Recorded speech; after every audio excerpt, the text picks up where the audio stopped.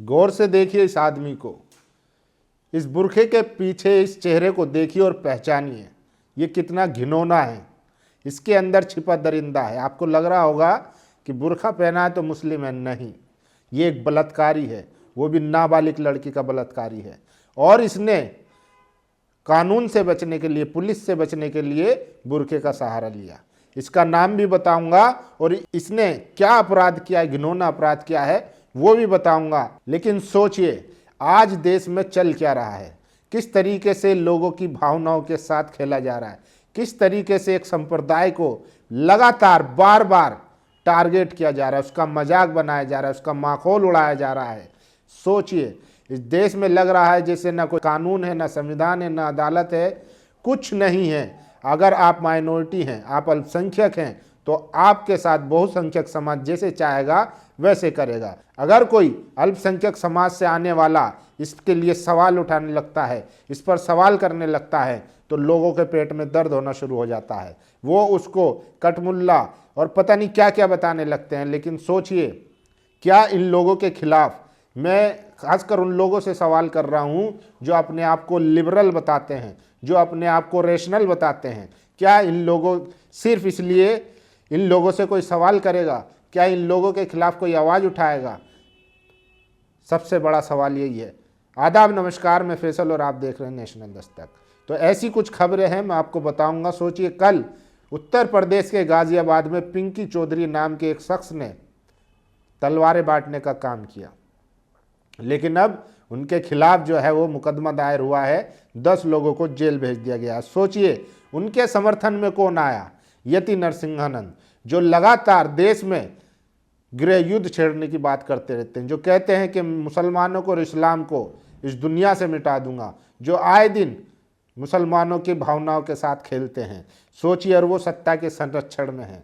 इसी उत्तर प्रदेश में जहाँ के सीएम कहते हैं कि कोई भी अगर गुंडा होगा तो वो चौराहे पर बुलडोजर का या यमराज का इंतजार करेगा। सोचिए, यति नरसिंहानंद साफ साफ कह रहे हैं, बाकायदा वीडियो में आके कह रहे हैं कि अब बजरंग दल फजरंग दल से कुछ होने वाला नहीं है। ये जो लोगों की लिंचिंग की जा रही है, लोगों को मारा जा रहा है धर्म के नाम पर, संप्रदाय के नाम पर, रीजनलिज्म के नाम पर, इससे अब कुछ होने वाला नहीं है। अब इनको आईएसआईएस जैसे आत्मघाती दस्ते बनाने पड़ेंगे। सोचिए कितना खतरनाक है ये आदमी, देश के लिए और समाज के लिए कितना खतरनाक है। ये एक समुदाय को बार बार लगातार आतंकवादी बनने पर उकसा रहा है। सोचिए अभी तक बजरंग दल और तमाम जो कट्टर हिंदू अपने आप को कहते हैं, वो आए दिन मुसलमानों की, दलितों की, पिछड़ों की, नॉर्थ ईस्ट वालों की लिंचिंग करते हैं, लेकिन इससे इसको सब्र नहीं मिल रहा है। अभी इसको और खून चाहिए। कितना एक खतरनाक है ये आदमी। लेकिन सोचिए ये सत्ता के संरक्षण में पल रहा है। इसके खिलाफ ना मुकदमा होता है, ना कार्रवाई होती है, ना इसको जेल भेजा जाता है। कोई अगर मुसलमान अपने हक के लिए आवाज़ उठा देता है तो उसको जेल में डाल दिया जाता है। शर्जील इमाम, उमर खालिद, मिरान हैदर, गुलफिशा फातिमा, ऐसे कितने मुस्लिम नौजवान हैं जो जेलों में बंद हैं। 5-5 साल हो गए, अभी तक उनका ट्रायल शुरू नहीं हुआ है। उनका जुर्म क्या था? सिर्फ सत्ता से सवाल कर रहे थे। उमर खालिद जो कह रहे थे कि हमारे लिए सबसे पहले देश है, और अगर पुलिस हम पर डंडे बजाएगी तो हम अपने आप को आगे कर देंगे, लेकिन हमें संवैधानिक तरीके से विरोध करना है। और सोचिए एक ये व्यक्ति है जो लगातार बार बार हिंदुओं कह रहा है कि आईएसआई जैसे खुदकश जो हमले करते हैं, ऐसी संस्था हमें बनानी पड़ेगी। सोचिए कितना खतरनाक है। तो देखिए, जब कानून का शिकंजा कसा जाता है तो अच्छे अच्छे जो है वो सबक सीख लेते हैं। लेकिन फिर भी देखिए, गाजियाबाद में घर घर जाकर तलवारें बांटने वाले हिंदू रक्षा दल के 10 कार्यकर्ता जेल भेजे गए। कपिल कुमार, श्याम प्रसाद, अरुण जैन, रामपाल, अमित सिंह, अमित कुमार, अमित अरोरा, मोहित सिंह, देवेंद्र बघेल, उजाला सिंह से 8 तलवार बरामद हुई है। तलवारों का प्रबंध एचआरडी अध्यक्ष पिंकी चौधरी ने किया था। तो मेन जो एक्यूज्ड है वो अभी भी फरार है। और सोचिए पुलिस कितना सपोर्ट करती है इन लोगों को। अपनी वीडियो में यति नरसिंहानंद और पिंकी चौधरी कहते हुए सुनाई दे रहे हैं कि कोई बात नहीं, ठीक है, मुकदमा हो गया, जमानत भी मिल जाएगी। यानी कि इन लोगों को पता है कि उनको उनका कुछ बिगड़ने वाला नहीं है और हम मुकदमा भी लड़ेंगे। लेकिन सोचिए, इनके चेहरे पर मास्क लगा दिया गया ताकि इनकी पहचान ना हो सके।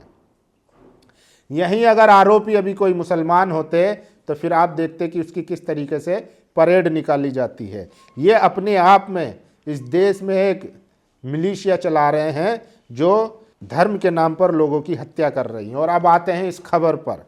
ये देखिए, ये अनुपम खेर सा दिखने वाला आदमी बुर्का पहनकर छिप रहा है। क्यों छिप रहा है?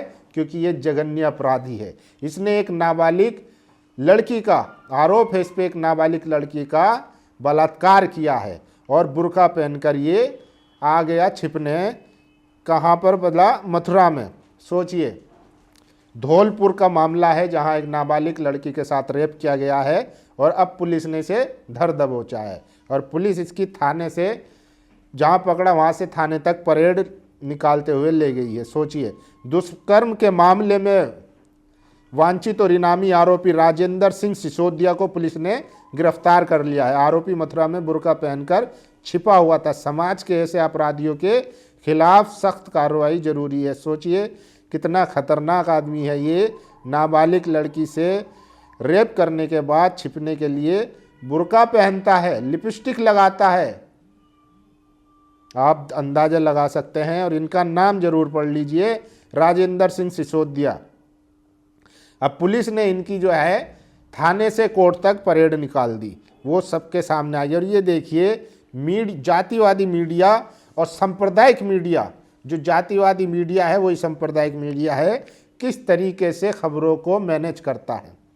पाकिस्तान के लिए जासूसी और टेरर फंडिंग केस में 8वीं गिरफ्तारी।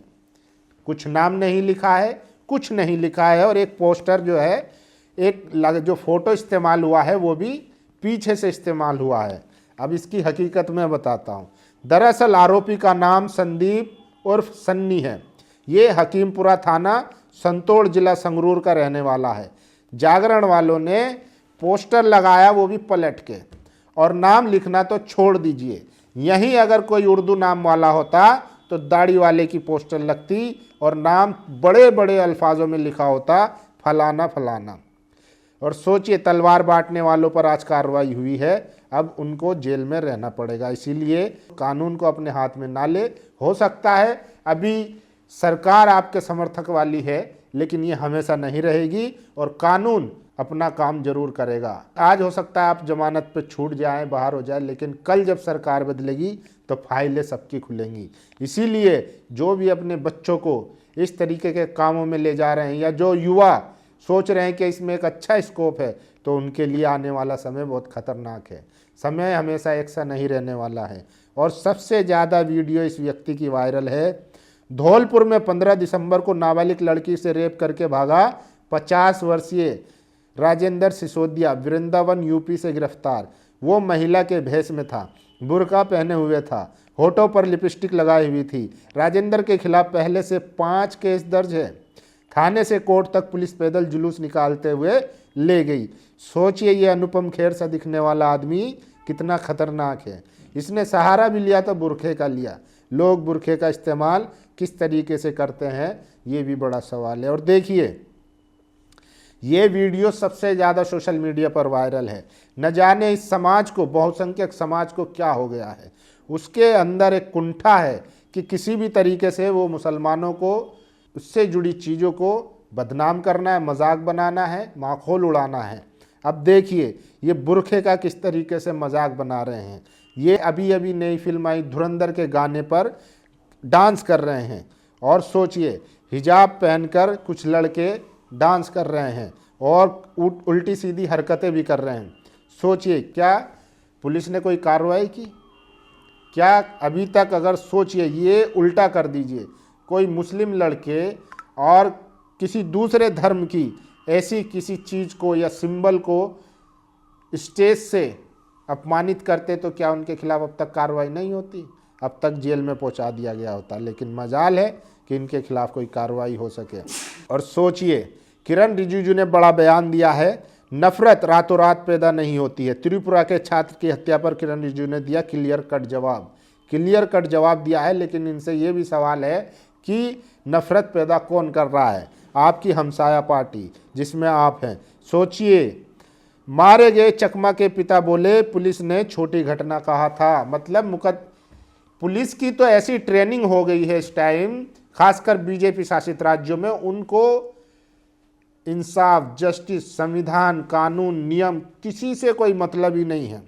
अगर कोई विक्टिम है उसी के खिलाफ उनके मुकदमे होते हैं, उसी को डराने धमकाने की कोशिश की जाती है। सोचिए, एंजल लड़के नाम की जो छात्र था, पढ़ाई कर रहा था, पता नहीं उसके घर वालों के, परिवार वालों के क्या क्या सपने रहे होंगे, उसकी हत्या पर पुलिस छोटी सी घटना बताती है। इतनी संवेदनशील हमारी पुलिस है, आप इससे अंदाजा लगा सकते हैं। मोदी सरकार में हमने केंद्रीय मंत्री, बीजेपी नेताओं को मॉब लिंचिंग के दोषियों को फूल मालाएं पहनाते हुए देखा है। हमने जयंत सिन्हा को देखा, 24 घंटे नफरत बांटने वाले गिरिराज सिंह, विजय शाह को देखा। महाराष्ट्र, उत्तर प्रदेश के मुख्यमंत्रियों के बीच नफरती भाषण की प्रतिस्पर्धा देखी। चुनाव प्रचार में प्रधानमंत्री को देखा। सब धीमे धीमे ही शुरू हुआ था, अचानक कुछ भी नहीं हुआ। देहरादून में भीड़ द्वारा पीट पीट कर मारे गए अंजल चकमा की हत्या की एफआईआर लिखने से किरण रिजिजू की पुलिस से इनकार कर रही थी। पुलिस की ट्रेनिंग ऐसी है, मॉब लिंचिंग में मरने वाला ही दोषी है। मॉब लिंचिंग के शिकार अखलाक की हत्या के आरोपियों को बचाने उत्तर प्रदेश सरकार अदालत तक चली गई। सब धीरे धीरे ही हुआ है। किरण रिजिजू ठीक कह रहे हैं, ये बोई गई नफरत का ही असर है, ये सब एक दिन में नहीं हुआ। 1925 से 2025 तक सांप्रदायिकता की आँच को पकाने में वक्त तो लगता है। 2025 विकास की ओढ़नी को उतार फेंकने, हिंदू राष्ट्र के एजेंडे की घोषणा का वर्ष है। 2014 से 2025 आने में वक्त तो लगता ही है। ये लिखा है दयाशंकर मिश्रा ने। तो नफरत अचानक से नहीं आई है, और नफरत सोचिए किस तरीके से बढ़ती जा रही है। तो इस तरीके से लगातार भारत में नफरत बढ़ती जा रही है। एक 50 साल का व्यक्ति जो है वो रेप कर कर बुर्का पहनकर घूम रहा है, वहीं अमरोहा में बुरखे का मजाक बनाया जा रहा है। एंजल चकमा की हत्या कर दी जाती है और पुलिस कहती है कि छोटी सी बात है। इससे आप अंदाजा लगा सकते हैं कि चल क्या रहा है। अपनी राय जरूर दीजिए। शुक्रिया। दस्तक की आपसे गुजारिश है कि अगर इसको बचाना चाहते हैं तो नेशनल दस्तक को सब्सक्राइब करने के लिए रेड कलर के सब्सक्राइब बटन को दबाएं, फिर बेल आइकन की घंटी दबाएं। नेशनल दस्तक को बचाने के लिए बहुत जरूरी है कि हर खबर को शेयर करें, लाइक करें, कमेंट जरूर करें।